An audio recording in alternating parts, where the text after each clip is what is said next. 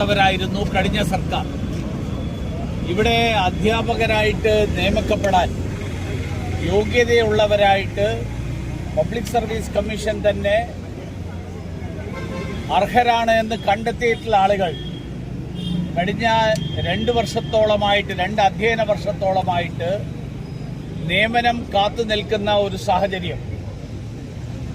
അതേസമയത്ത് ഒഴിവുകൾ നികത്താൻ ഈ ലിസ്റ്റിൽ നിന്ന് ഒഴിവ് നികത്തുന്നതിന് പകരം ആ ലിസ്റ്റിൽ ഒഴിവ് നികത്താൻ മറ്റു മാർഗങ്ങൾ കണ്ടെത്തുന്ന സാഹചര്യം. ഈ സാഹചര്യം സർക്കാരിൻ്റെ തെറ്റായിട്ടുള്ള മുൻഗണന ആണ് സൂചിപ്പിക്കുന്നത് എന്നുള്ളതാണ് എനിക്ക് തോന്നുന്നത്. നാട്ടിലെ കുട്ടികളുടെ വിഷമം കാണാൻ കണ്ണില്ലാത്തവർ മറ്റ് സ്ഥലങ്ങളിലെ കുട്ടികളുടെ വിഷമത്തിൻ്റെ പേരിൽ നടക്കുന്ന സമരാഭാസങ്ങൾക്ക് പിന്തുണ പ്രഖ്യാപിക്കാൻ പോകുമ്പോൾ ഉയർന്നു വരുന്ന ചോദ്യം ഇതാണ്: എന്തുകൊണ്ട് സ്വന്തം മൂക്കിന് താഴെയുള്ള കാര്യങ്ങൾ കാണാതെ പോകുന്നു? അപ്പൊ അത് എന്തോ ഒരു രാഷ്ട്രീയ ലക്ഷ്യത്തോടു കൂടിയാണ് എന്ന് വ്യക്തമാകുന്ന തരത്തിലാണ് ഈ നിലപാട് സൂചിപ്പിക്കുന്നത്.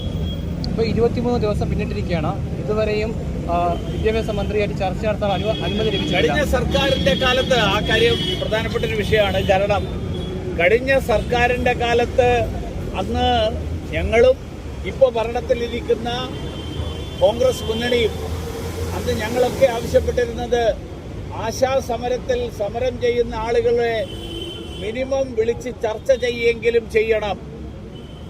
PSC പരീക്ഷ എഴുതി റാങ്ക് ലിസ്റ്റിൽ പേര് വന്ന് നിയമിക്കപ്പെടാതെ സമരം ചെയ്യുന്ന ആളുകളെ വിളിച്ച് ചർച്ച ചെയ്യണം.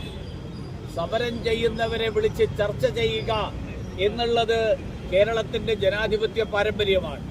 പക്ഷെ ഇവിടെ 23 ദിവസമായിട്ട് ഇവരെ വിളിച്ച് ചർച്ച ചെയ്തിട്ടില്ല എന്ന് മാത്രമല്ല, ഇവരങ്ങോട്ട് ചെന്ന് ചർച്ചയ്ക്ക് വേണ്ടിയിട്ട് ചെല്ലുമ്പോഴും അവരെ അവഹേളിക്കുന്ന സമീപനം, ആ സമീപനമാണ് മന്ത്രിയുടെ ഓഫീസിൽ നിന്നുണ്ടാകുന്നത് എന്നാണ് എനിക്ക് മനസ്സിലാക്കാൻ കഴിഞ്ഞത്.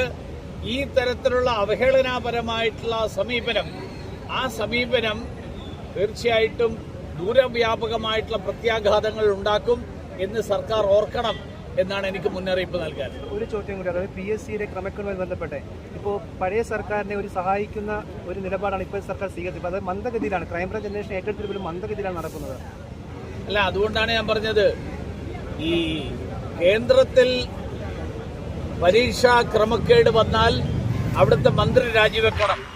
സംസ്ഥാനത്ത് പരീക്ഷാ ക്രമക്കേട് വന്നാൽ ആർക്കുമെതിരായിട്ടും നടപടിയില്ല.